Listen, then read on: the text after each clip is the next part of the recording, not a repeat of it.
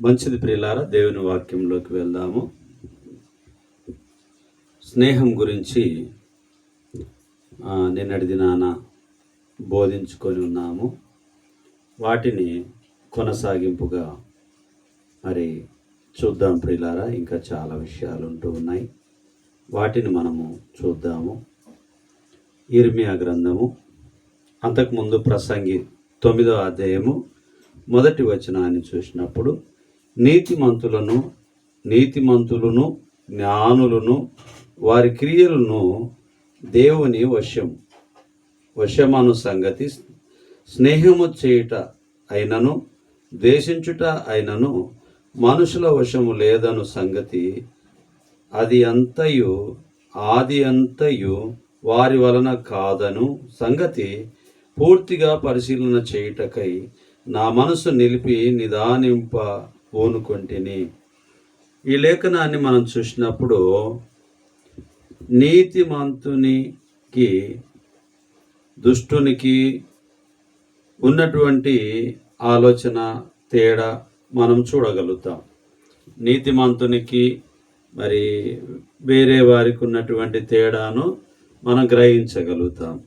మరి అంతేకాకుండా ఒకవేళ స్నేహం చేస్తే కూడా దేవుని చిత్తము అనేటటువంటిది కూడా ఆయన చిత్తం మాత్రమే జరుగుతుంది అనేటటువంటి విషయాన్ని కూడా మనము చూస్తాము. నీతిమంతులు మరి వాటి విషయంలో నీతిమంతులను జ్ఞానులను వారి క్రియలను దేవుని వశం, అంటే ఎవరైతే నీతిమంతులుగా ఉంటారో వారు దేవుని వశంలో ఉంటూ ఉన్నారనేటటువంటిది జ్ఞాపకము చేస్తూ ఉన్నది. మరి ఇర్మియా గ్రంథము 20వ అధ్యాయము 20వ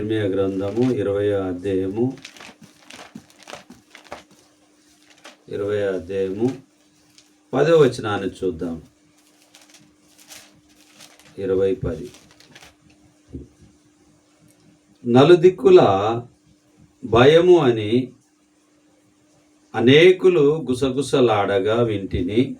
వారు దుర్మార్గుడని మీరు చాటించిన ఎడల మేమును చాటింతుమందురు.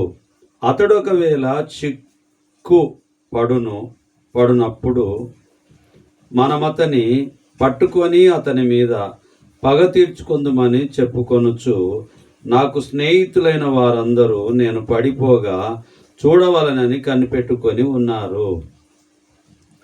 స్నేహితులు మరి పడిపోయినప్పుడు చూడాలనేటటువంటి ఆశ కలిగినటువంటి వారు కూడా ఉంటారు. అంతేకాకుండా మరి సహాయం చేద్దామనేటటువంటి స్నేహితులు కూడా మనకుంటారు. మనకు నష్టము జరగాలి అనేటటువంటి ఉద్దేశం కలిగినటువంటి వారు ఉంటారు. మేలు జరగాలనేటటువంటి ఉద్దేశం కలిగిన వారు కూడా మనకుంటారు. అందుకనే దేవుని లేఖనంలో మరి ఇర్మియా గ్రంథంలో 20వ అధ్యాయం 10వ వచనంలో చివరి బి భాగం చూసినప్పుడు, నాకు స్నేహితులైన వారందరూ నేను పడిపోగా చూడవలనని కనిపెట్టుకొని ఉన్నారు. చాలామంది జీవితంలో అలాగునే జరుగుతూ ఉంటుంది. కాబట్టి అలాంటి వారి దగ్గర మనము చాలా జాగ్రత్తగా ఉండాలి. దేవుని వాక్యము మనకు ప్రతిదీ కూడా మనకు గుర్తు చేయబడుతూ ఉన్నది. ఇర్మియా గ్రంథం 13వ అధ్యాయము 21వ వచనము 20 నుంచి చూద్దాం. కన్నులెత్తి ఉత్తరము నుండి వచ్చుచున్న వారిని చూడుడి. నీకివ్వబడిన మంద, నీ సౌందర్యమైన మంద ఎక్కడనున్నది? నీకు స్నేహితులుగా చేసుకుని వారిని ఆయన నీ మీద అధిపతులుగా నియమించున్నప్పుడు నీవేమి చెప్పేదవు? ప్రసవించు స్త్రీ వేదన వంటి వేదన నిన్ను పట్టును గదా. నీవు ఇవి నాకేలా సంభవించనని నీ మనసులో అనుకొనిన ఎడల నీవు చేసిన విస్తారమైన దోషములను బట్టి నీ బట్ట చెంగులు తొలగిపోయెను. ఇక్కడ మనము 21లో చూసినప్పుడు ఒకవేళ నీకు పై అధికారులుగా నీ స్నేహితులు నియమిస్తే నీవేమందువు అనేటటువంటిది మనం గమనిస్తూ ఉంటూ ఉన్నాం. దేవుని వాక్యం గుర్తు చేస్తుంది, ఎవరిని ఏ విధంగా అపాయింట్మెంట్ చేసినప్పటికీ మనమున్నటువంటి పనిలో మనం గౌరవప్రదంగా మనం ఉండాలి. అంతేకాకుండా వారిని అధిపతులుగా నియమిస్తే దాని వలన మనం చింత చేయొద్దు, బాధపడొద్దు.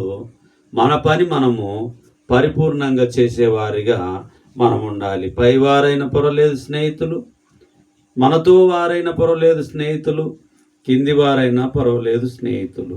అందరితో మంచిగా ఉండడము, దేవుని చిత్తం జరిగించడము, మంచిని గ్రహించడము, చెడును తిరస్కరించడము మన యొక్క బాధ్యత అయి ఉంటూ ఉన్నది.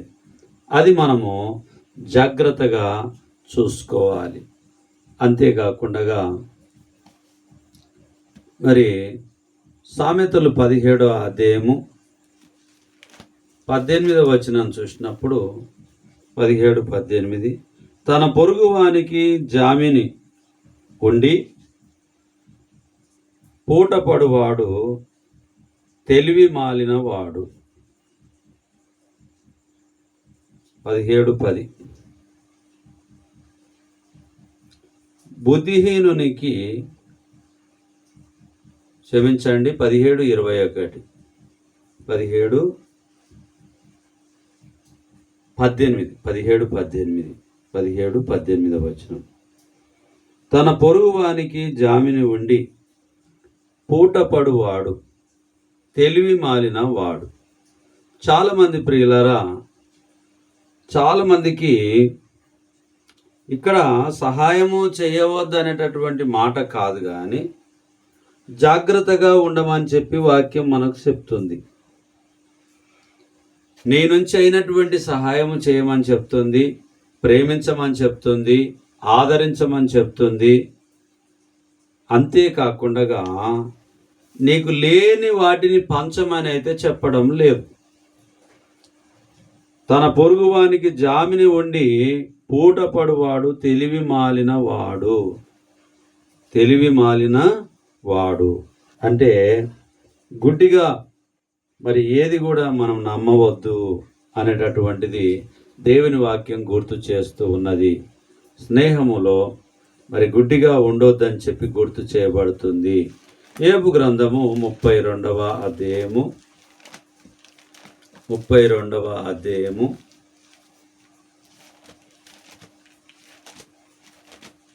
32వ అధ్యాయము మొదటి 3 వచనాల్ని మనం చూద్దాము. యోబు తన దృష్టి యందు తాను నీతిమంతుడై ఉన్నాడని ఆ ముగ్గురు మనుషులు తెలుసుకొని అతనికి ప్రత్యుత్తరము చెప్పుట చాలించిరి. అప్పుడు రాము వంశస్థుడును భుజుడును బర్కేయేలు కుమారుడు నగు ఎలీహు యోబు దేవుని కంటే తానే నీతిమంతుడైనట్లు చెప్పుకొనుట చూచి అతని మీద బహుగా కోపగించెను.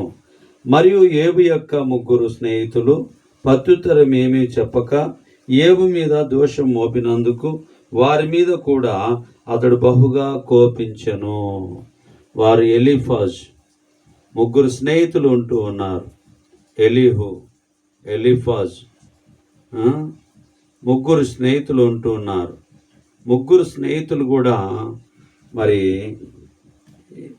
యాజకుడైన ఎలీహు యోబుతోనూ ఆయన స్నేహితులతోనూ కోపపడెను అనే విషయాన్ని మనం చూస్తూ ఉన్నాం. మరి 3వ వచనం చూసినప్పుడు మరియు యోబు యొక్క ముగ్గురు స్నేహితులు ప్రత్యుత్తరమేమి చెప్పక యోబు మీద దోషం మోపినందుకు వారి మీద కూడా అతడు బహుగా కోపగించెను. మరి స్నేహితులు మరి దేవుణ్ణి దూషించే విషయంలో, దేవునికి దూరంగా ఉండనేటటువంటి విషయంలో వారు మరి ఆయనకు ఒక రకంగా చెప్పడానికి వారు ఉంటున్నారనేటటువంటి విషయాన్ని మనం చూస్తూ ఉన్నాం. యోబు గారు దేవునితో స్నేహంగా ఉంటూ ఉన్నాడు, దేవుడే నా ప్రియమైనటువంటి వాడు అని గ్రహిస్తూ ఉంటూ ఉన్నాడు. దేవుణ్ణి వెంబడించేటటువంటి భక్తిపరునిగా, నీతిమంతునిగా ఏబు గారు ఉంటూ ఉన్నారు. మనం కూడా దేవునితో మన స్నేహం చేయాలి. దేవుని యందు భయభక్తులు కలిగి మనం జీవించాలి. ఏబు గ్రంథం 16వ అధ్యాయము 20వ వచనాన్ని చూసినప్పుడు, నా స్నేహితులు నన్ను ఎగతాళి చేయుచున్నారు, నరుని విషయమై ఒకడు దేవునితో వ్యాజ్యమాడవలెననియు. నరుని విషయంలో దేవునితో వ్యాజ్యమాడాలని చెప్పి సెలవిస్తూ ఉన్నాడు అని చెప్పి తన స్నేహితుల గురించి గుర్తు చేస్తూ ఉన్నాడు. తన గురించి గుర్తు చేసుకుంటూ ఉన్నాడు. ఎందుకనంటే నేను ఎంతటి వాడను, దేవునితో వ్యాజ్యమాడడానికి నేను ఎంతటి వాడనని చెప్పి తాను గ్రహిస్తూ ఉంటున్నాడు. ఒక మనుషుని కొరకు దేవునితో వ్యాజ్యమాడడం ఏమిటి అని చెప్పి మరి గుర్తు చేస్తూ ఉంటున్నాడు. తన స్నేహితులు తనని ఆ రకంగా ఆలోచింప చేయగలిగి ఉంటూ ఉన్నప్పటికీ కూడా ఈయన మాత్రము తప్పకుండా మరి దేవుని యొక్క ఉద్దేశాన్ని కలిగి ఉంటూ ఉన్నాడు. నరపుత్రుని విషయమై వాని స్నేహితునితో వ్యాజ్యమాడవలెనని కోరి నేను దేవుని తట్టు దృష్టించి కన్నీళ్లు ప్రవాహంగా విడుచుచున్నాను. మరి నా స్నేహితులు నన్ను ఎగతాళి చేయుచున్నారు. 20వ వచనంలో మన స్నేహితులు ఎప్పుడైనా కానీ అన్ని రకాలుగా స్నేహితులు ఉంటారు. నవ్వేవాళ్ళు ఉంటారు, ఏడిపించేవారు ఉంటారు. మనం బాధపడుతుంటే వారు నవ్వే వాళ్ళు ఉంటారు. మనకు బాధ కలిగితే కూడా ఆ బాధను పంచుకునేటటువంటి వారిగా ఉంటారు. చాలామందిని మనం చూస్తాము పరిశుద్ధ గ్రంథంలో. మరి శ్రమలు వచ్చినప్పుడు దూరం అవ్వడానికే ప్రయత్నం చేసిన స్నేహితుల్ని చూస్తాం. అతి తక్కువ మంది ప్రియమైన స్నేహితులుగా కొంతమందికి పరిశుద్ధ గ్రంథంలో ఉంటూ ఉన్నారు. కాబట్టి ప్రియమైనటువంటి వారులారా, వాక్యపు వెలుగులో దేవుని చిత్తము మనము జరిగించాలి. 19వ అధ్యాయం ఏబు గ్రంథము 21వ వచనం చూసినప్పుడు, దేవుని హస్తము నన్ను మొత్తి ఉన్నది, నా మీద జాలిపడుడి, నా స్నేహితులారా నా మీద జాలిపడుడి. దేవుని హస్తము నన్ను మొత్తి ఉన్నది అంటే నరులెవ్వరు కూడా నన్ను ఏమి చేయలేదు, దేవుడే నన్ను మొత్తిండు అని చెప్పి తాను గుర్తు చేస్తూ ఉన్నాడు.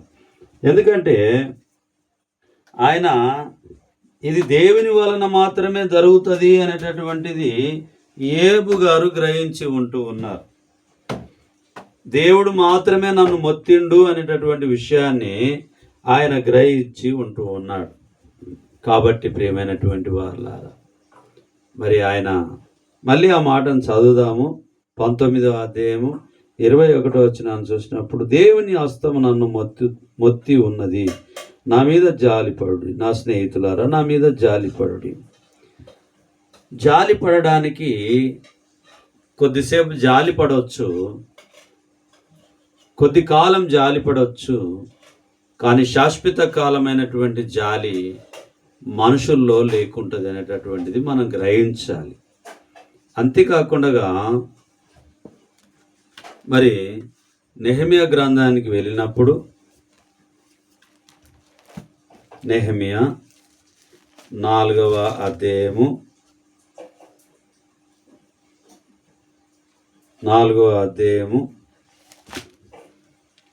2వ వచనాన్ని చూద్దాం. నెహెమియా గ్రంథము 4వ అధ్యాయము 2వ వచనాన్ని చూద్దాం.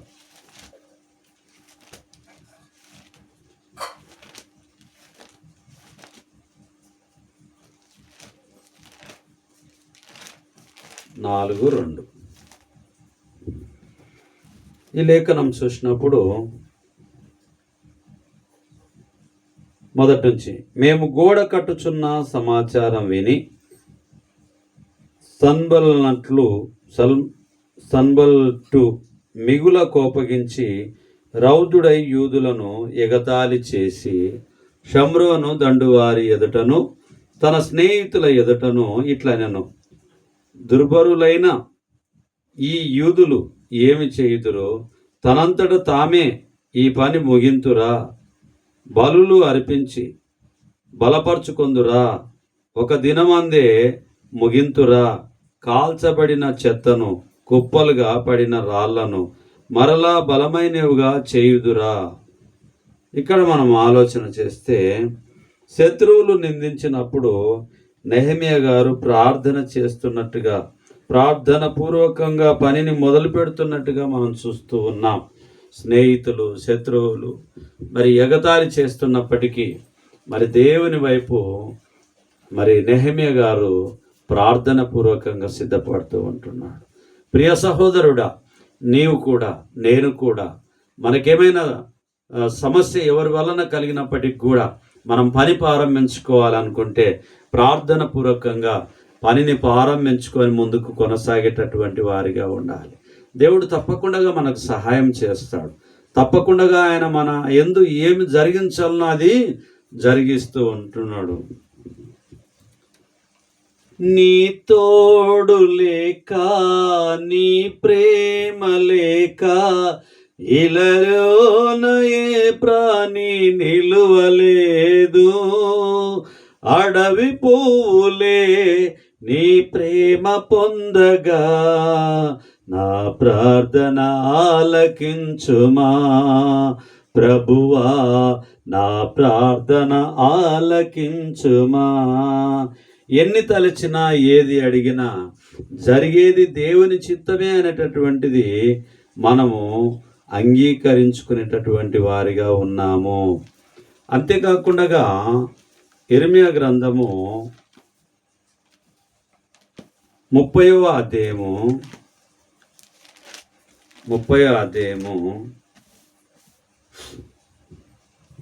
14వ వచనాన్ని మనం చూద్దాం. 12 నుంచి చూద్దాం. యెహోవా ఇలాగు సెలవిచ్చుచున్నాడు, నీ వ్యాధి ఘోరమైనది, నీ గాయము బాధకరమైనది, నీ పాపములు విస్తరింపగా శత్రువు కొట్టినట్లు నీ గొప్ప దోషమును బట్టి నేను నీకు కఠిన శిక్ష చేసి నిన్ను గాయపరిచి ఉన్నాను. కాగా నీ పక్షమున వ్యాజ్యమాడు వాడెవడునూ లేడు. నీ గాయములకు చికిత్స చేయదగిన మందు నీకు లేదు. నీ స్నేహితులందరూ నిన్ను మరచి ఉన్నారు, వారు నిన్ను గురించి విచారింపరు. మన స్నేహితులు మనల్ని మర్చిపోతారు. తల్లికున్నదా, తండ్రికున్నదా నీ ప్రేమ జాలి యేసయ్యా. అన్నదములకైనా కన్న బిడ్డలకైనా నీ ప్రేమ లేదు యేసయ్యా. యేసయ్యా, యేసయ్యా నా మంచి యేసయ్యా. యేసయ్యా, యేసయ్యా నా మంచి యేసయ్యా. తల్లికి లేదు, తండ్రికి లేదు, కన్న బిడ్డలకు లేదు, అన్న తమ్ములకు లేదు, అక్క చెల్లెళ్ళకి లేదు. మరి స్నేహితులకు ఎలా వస్తుంది? మన ప్రియమైన స్నేహితుడు యేసు ప్రభువారై ఉంటే నీవు నిజమైన స్నేహితుడిగా ఉంటావు. ఆయనతో స్నేహం చేస్తే నీవు నిజమైన స్నేహితునిగా ఉంటావు.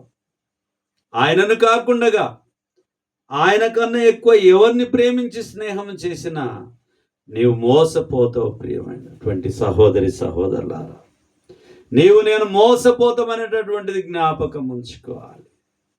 ఎందుకంటే ఏమీ ఆశపడనటువంటి వాడై ఉంటున్నాడు యేసు ప్రభువారు. ఏమీ మనతో కోరనటువంటి దేవుని కుమారుడై ఉంటూ ఉన్నాడు యేసు ప్రభువారు. కాబట్టి ఆయన గొప్పవాడు. ఆయన మనల్ని ప్రేమించి, మనల్ని క్షమించి, మనతో స్నేహముగా ఉంటూ ఉన్నాడు. కాబట్టి ఆయనను మనము జ్ఞాపకం చేసుకోవాలి. ఏ మంచి లేని నన్ను మంచిగా ప్రేమించి, ఏ మంచితనం లేనటువంటి మనల్ని ప్రేమించి స్నేహం చేసి ఉంటూ ఉన్నాడు.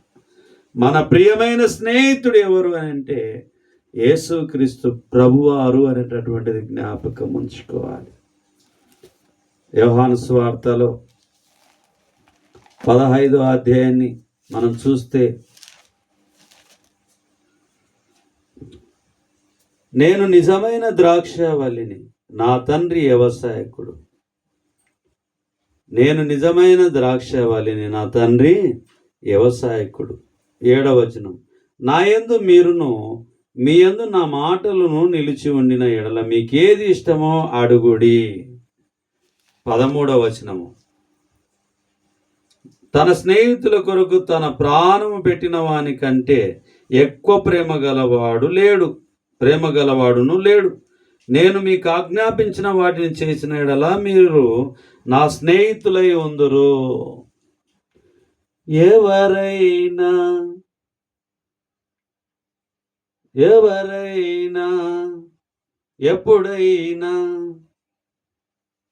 ఎవరైనా ఎప్పుడైనా కూడా తప్పిపోవచ్చు, కానీ మన యేసయ్య అనేటటువంటి స్నేహితుడు ఆయన తప్పిపోడు.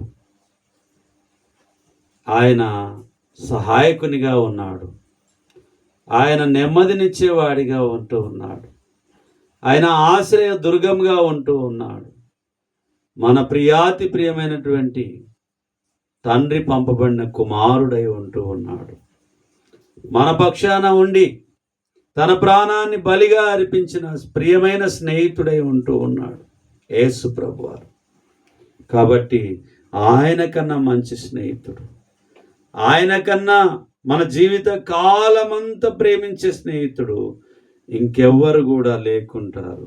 ఎందుకంటే ఆయన మహోన్నతుడై ఉంటూ ఉన్నాడు. ఆ ప్రేమలో కల్మషం లేనటువంటి ప్రేమ, ఆ ప్రేమ కొరత లేనటువంటి ప్రేమ, ఆ ప్రేమ కొలత లేనటువంటి ప్రేమ, ఆ ప్రేమలో ఏది మోసం అనేటటువంటిది లేకుంటుంది.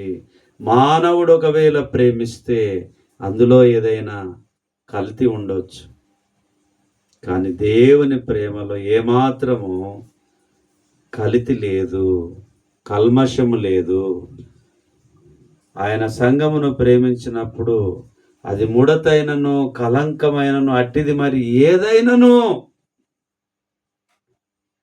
మరి అయినప్పటికీ ఆయన మనల్ని ప్రేమించి ఉన్నాడు. కాబట్టి ఆయన మన ప్రియమైన స్నేహితుడు. ఆయన మాటల్ని మనము ఎరిగి ముందుకు కొనసాగేటటువంటి వారిగా మనం ఉండాలి. అప్పుడే మన జీవితానికి నిజమైన స్నేహితుడు మనకు లభిస్తాడు. ఎప్పుడు కూడా దాన్ని మనం వదిలిపెట్టి మనకిష్టమైనటువంటి ఆలోచన ఉద్దేశము కలిగి ఉండొద్దు. ఎవరిని నమ్మాలనో ఎవరిని నమ్మకూడదో అనంటే దేవుని కన్నా ఎక్కువగా ఎవరిని కూడా మనము ప్రేమించొద్దు, స్నేహము చెయ్యవద్దు. ఎందుకంటే ఇంతకన్నా మంచి స్నేహితుడు ఈ భూమి మీద మరొకరు లేకుంటారు. తన ప్రాణాన్ని మన కొరకు ఇచ్చిన స్నేహితుడై ఉంటూ ఉన్నాడు. ఆయన గొప్పవాడై ఉంటున్నాడు, పరిశుద్ధుడై ఉంటూ ఉన్నాడు, మెల్కీషెదెక్గా ఉంటున్నాడు, మనకు నిరంతరం ఉండే యాజకుడై ఉంటూ ఉన్నాడు, మన పక్షాన తండ్రితో మరి మొరపెట్టే కుమారుడై ఉంటూ ఉన్నాడు. కాబట్టి ప్రియమైనటువంటి సహోదరి సహోదరులారా, మన ప్రియ స్నేహితుడు యేసు ప్రభువారుగా మనం ఎప్పుడైతే మన జీవితంలో